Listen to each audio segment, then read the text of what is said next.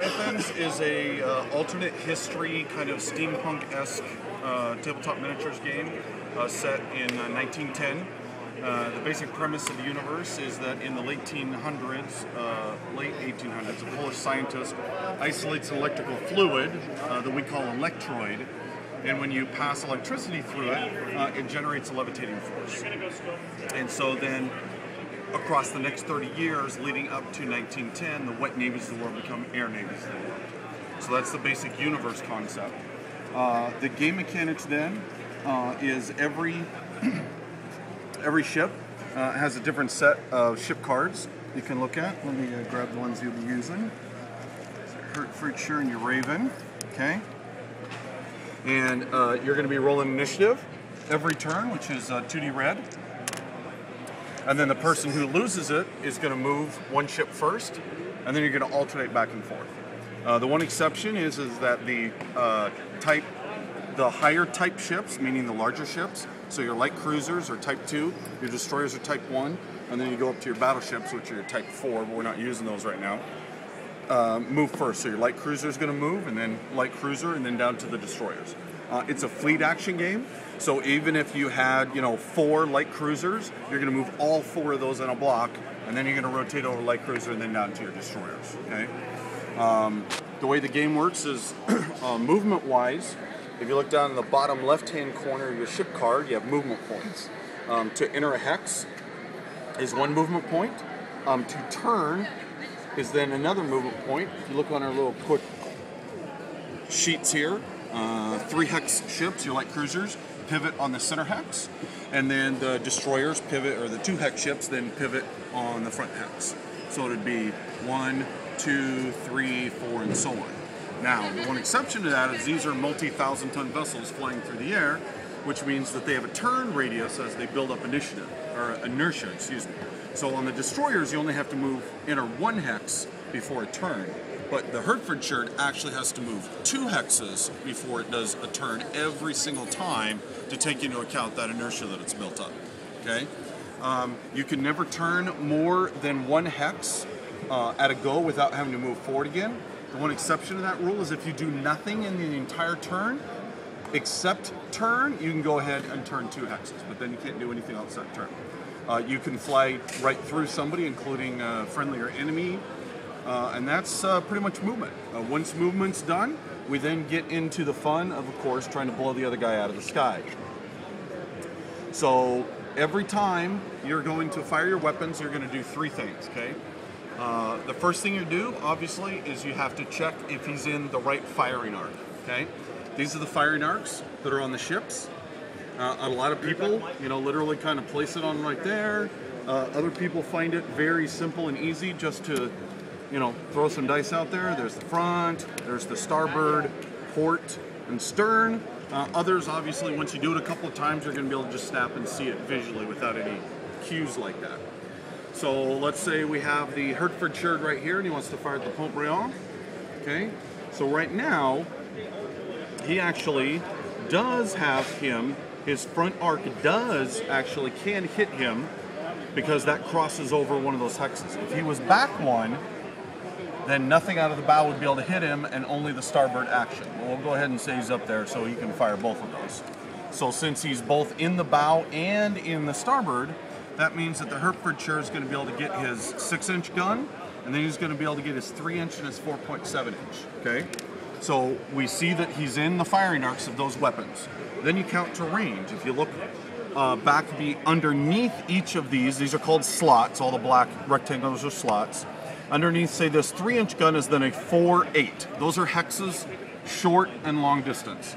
So you're going to start from where the weapon is mounted, which on any side-mounted weapon on a 3-hex ship is in the center hex. So you'd start right there and you count the shortest path. 1, 2, 3, 4, 5, 6.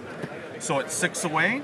So this 4-inch gun, instead of rolling the blue die then, the top die, if it was 4 or less, is actually going to be rolling the green die now. So then you're going to grab your green die, okay? You then look in this location where this weapon at, and if there's a crew slot in there, you're going to add whatever color die the crew slot is. That's a green die again, okay? And then the last thing you do is you got to figure out where on the target ship it's going to strike. And how that works is you take these same firing arcs, and now they're actually damage arcs. So you draw it back from the target ship to yours, and wherever it crosses, that's where it's going to hit. So in this case, it's going to go ahead and hit it as port side. And if you look at every ship, where's my port rail? There we go. If you look at every ship, back behind these slots, you'll have a green die, or a green arrow, and a red arrow. The green arrow is if it moved this turn, the red arrow is if it didn't move out of the hex this turn. So we'll go ahead and say you move this turn. So there's D black, okay? And then I got a slot die. You always add a slot die to every breach roll you make. And a breach roll simply is a weapon slot gun batteries firing at the target you're trying to hit. So then you're gonna go ahead and do that. That's a pretty good roll. So there's a 14 on the 3. So then you're looking at the target. We already figured out that it's coming into the port side. The slot die then, if you look back behind here, there's 1, 2, 3, 4, 5, 6 in every location. So then you take your slot die, that corresponds to that, and then behind that number then is the breach number that you have to equal or exceed to destroy it. In this case, you did get higher than that, so you're just going to go ahead and circle that as you destroyed it, okay? You can, there's no other limitations on firing. You can fire as many guns as you have at as many different targets. There's no any additional dice or modifiers. The only exception is that you can only fire one gun per turn. You can only make one breach roll per gun, okay? So let's say, like I was saying, he's actually able to fire several guns, and let's say he's already taken some damage, okay? So let's say I rolled this exact same roll that I did last time, and now I've hit a slot that was already previously destroyed. And this could actually be in the exact same, a previous gun in the same turn destroyed it, and I rolled that. So you're gonna leave this the same, and then you're gonna roll this again, because effectively the shot's gone in behind the armor, and you're gonna see if something fun's gonna happen. So then you're gonna roll the slot. You're then gonna compare this value that you already had to the new breach number, and if it equals or exceeds that number, it's just, that slot's destroyed as well, okay? Now the one variant to this is, let's say, so I did my initial breach roll, and it's the 3, and I roll it again, and it comes up a second time as a previously destroyed slot. And that means that it's not just banging around just behind the armor, it's actually driven deep into the ship, and you get a chance for what's called a breaking the keel roll. And the way of breaking the keel roll is you're gonna roll a 2D red, okay? You're gonna add, that's not good. So you're gonna add that together, and then you're gonna add a modifier, a +1 modifier for every destroyed slot across the entire ship. And then there's an additional +1 modifier for every slot in the destroyed location, because that's the location taking that extra hit. So they effectively are 2. So in this case, 17, 18, 19, 20, 21, 22, 23, 24, you then compare that to the structural integrity. If it equals or exceeds it, you just snap the ship in half, tumbles out of the sky, and that ship's gone. Now, it's not instantaneous damage, it's simultaneous damage, so that even if he's destroyed and he hasn't fired yet, he's still gonna get a chance to fire that turn. The other reason that you circle these is exactly that case. If you're firing at me first and I haven't fired yet, I'm then gonna be able to go and look and see, oh, well, the X means that it was destroyed on a previous turn. A circle means that it was destroyed this turn. I still get to use that. And then at the end of the turn, I'm gonna go through and go ahead and mark that so I know that I can't use those on subsequent turns. Some of the additional slots are the Tesla coil trim tank. If you notice the copper along the outside, basically those are trim tanks that keep these multi-thousand ton vessels balanced in the sky, stable, trying to fire. So as these are destroyed, they're gonna add one of the few modifiers into the game, which is a +1 modifier to the breach rolls made by this ship as it starts to become unstable and it's kind of wobbling in the sky. And then that's cumulative. So if I've lost multiple ones, in this case I'd lost 2, I'm then gonna be at a -2. So if you lose it from each location, you could be all the way up to a -4, which, you know, really sucks. We then have armor, okay? The way armor works is there's a +1 armor, some slots are +2 armor, okay? This +1 armor adds its modifier to all breach numbers in that location until it's destroyed.